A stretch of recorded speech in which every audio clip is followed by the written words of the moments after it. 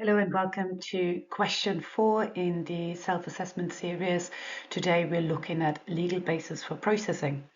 Now my colleague Bilal looked at consent and its requirements in the last episode. However, under the PDPL there are other lawful bases allowed for processing of personal data, which is really useful, especially when you're working in the public sector. Have you identified another legal basis for processing personal data?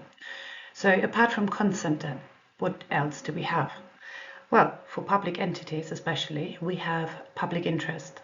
And that's if the controller is a public entity and the processing is required for security purposes or to satisfy judicial requirements.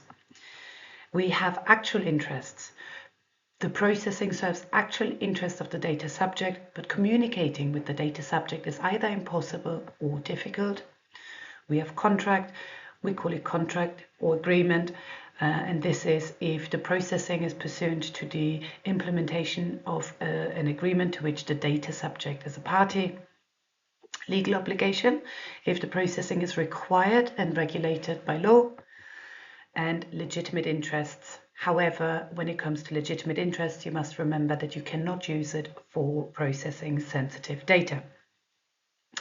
Now, there are additional legal bases available, and that is if you receive the information from other sources, and we will look at that in our next slide. If you're receiving the information from somebody other than the data subject, you also have a legal basis of vital interests there in public health and safety. Additionally, when a controller discloses personal information, as well as the legal basis that they already have identified for processing of the personal data, they must identify an additional legal basis for disclosing the data to a third party.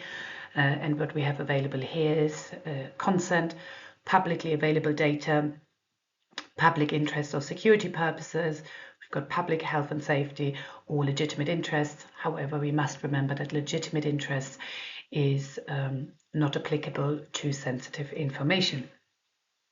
Now, if you need any help and support in relation to the NDMO checklist or the PDPL in general, or identifying a legal basis for your processing activities, me and my business partner Bilal are always available. Our contact details are listed at the bottom of this page. We're a boutique data protection consultancy, and between us we have 20 years of experience in GCC data protection, global data protection, and UK and EU GDPR.